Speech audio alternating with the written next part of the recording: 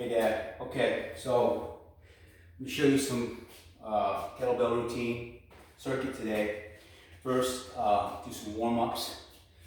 I always like to warm up from the head to toe. So I'll roll my neck back and around.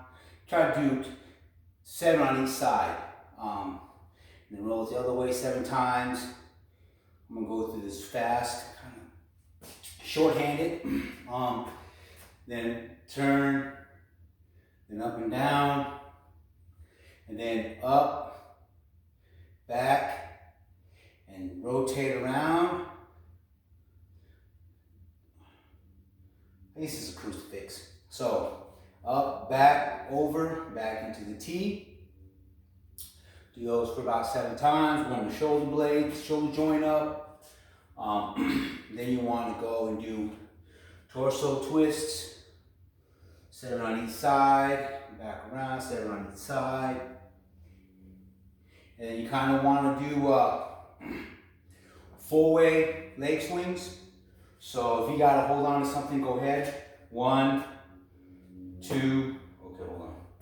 2, side, and across. So you got 1, 2, 3, 4, okay? You do the other side, 1, 2, 3, 4. As you're holding on to something if you need to. Then you're going to do full-way lunges. So you're going to come down, make sure the knee stays behind the toes. You're just going to drop this knee down, so it looks like this. Then here, and then you go sideways. Make sure the knee stays behind the toes.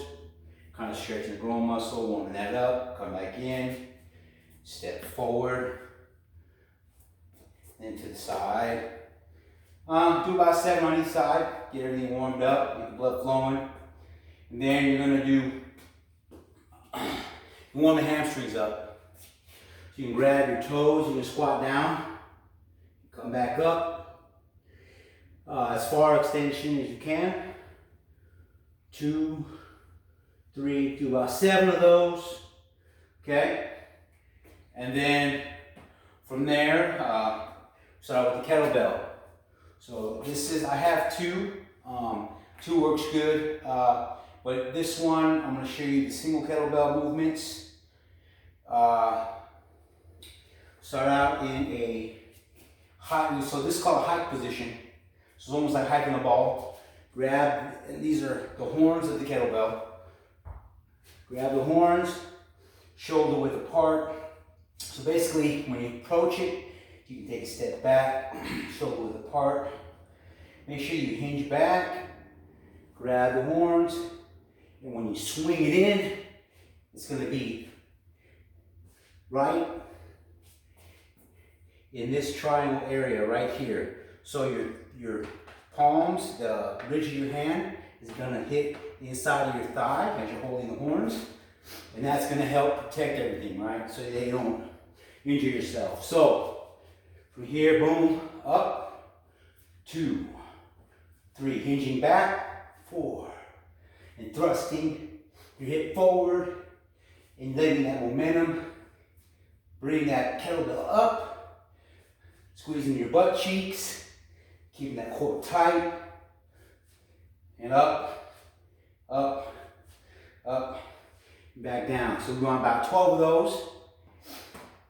Then the next one will be a goblet squat. The goblet squat is a little different. You're going to go grab the horns, flip them upside down. So you're holding it this way. You can hold it this way if you feel comfortable, or you can hold it this way. Okay. This way is a little bit more, a little advanced because it's top heavy. So then it causes you to work your forearms, your grip strength, everything gets more involved. So you want to go shoulder width apart. And you want to make sure that you keep this close to your chest, holding it. Hinge the hips back. So when you squat down, your knees stay behind your toes, keeping everything engaged, your core, pushing through your heels, back up again. Get about 12 of these. Okay. And then from here, what we're going to do is We're gonna go press, 2, get about 12 of these presses, okay? 12 of these presses. All right. Now from here, we're gonna go single kettlebell rows. So from here, you're gonna want to hinge back again, hinging back, coming down, when you grab, or bring your feet together, you can hinge back. You can use your other hand, your free hand, to brace your thigh. Okay, maybe shoulder width part. And from here, you're gonna hold this, and then you're gonna let the weight pull everything forward, your lats, shoulders, everything. And then you're gonna bring it up and squeeze at the top, kind of twisting a little bit to get that contraction. 2, 3, let that weight controlled pull everything forward. Okay, other side. 1, 2, 3. All right, get about 12 on each side. Then from there, you can go right into your push-ups. Now on these push-ups, when you go down, you only have to go down to about 90. So if you're coming down, you want everything, oops, let me see, move this out. So you want your back straight, come down to about 90, come back up, okay? You don't have to go all the way to the ground. 2, 3, 4. All right, get to 12 on those, and then go into abs. All right, and then the abs are, these are called double knee grabs, or not double knee grabs, but knee grab sit-ups. So you're gonna be body, arms, feet, legs. You wanna be a straight line, and then simultaneously coming up, you're gonna bring, as you bring your knees up, your body's coming up, and you're grabbing your knee. Coming back down, back up. 1, here we go. 2, 3, okay, 4. Then you're gonna wanna try to get 12, working on 12. These are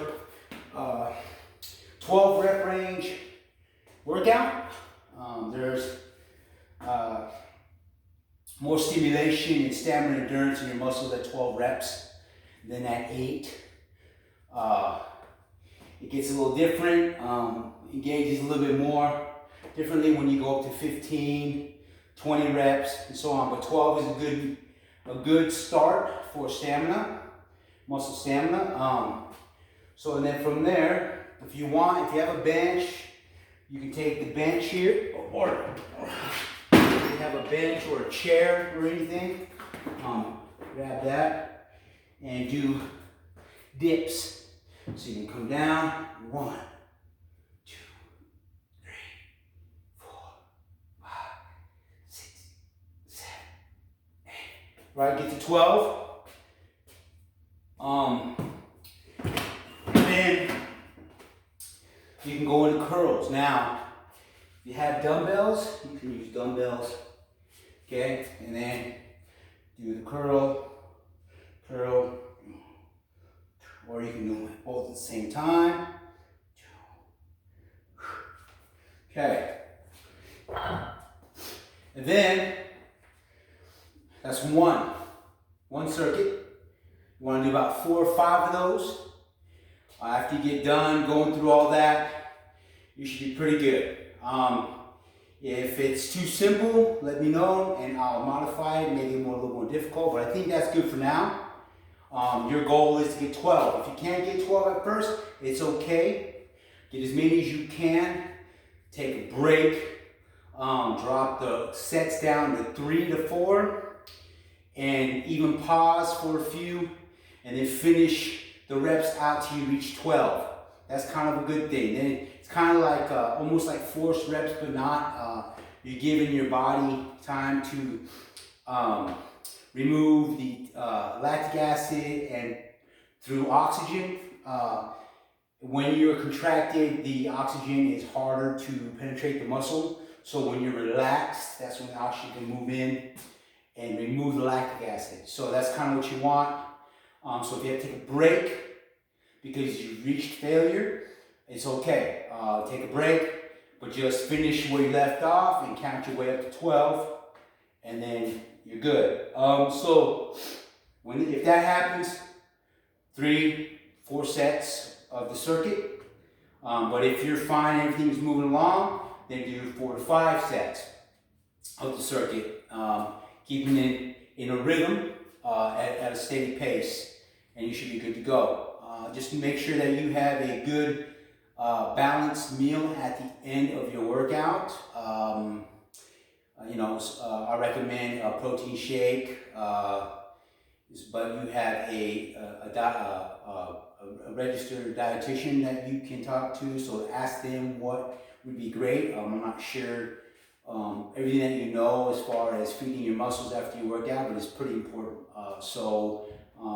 Considering any kind of health conditions that you might have to take into consideration, ask your dietitian and try to get that protein and carb into your system after your workout. Okay, like they recommend within 45 minutes, half hour, 45 minutes.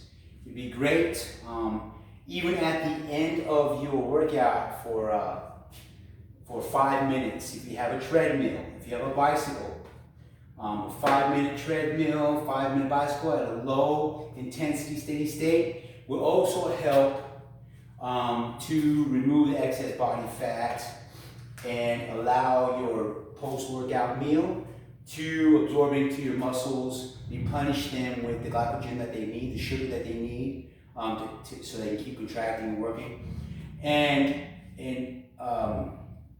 prevent your body from storing excess blood sugar into fat. So everything will be forced into the muscles if you kind of use that strategy with the 5-10 minute aerobic cardio at the end, and then feed your body. Okay, so hopefully I didn't say too much. If you have any questions, you know how to get a hold of me.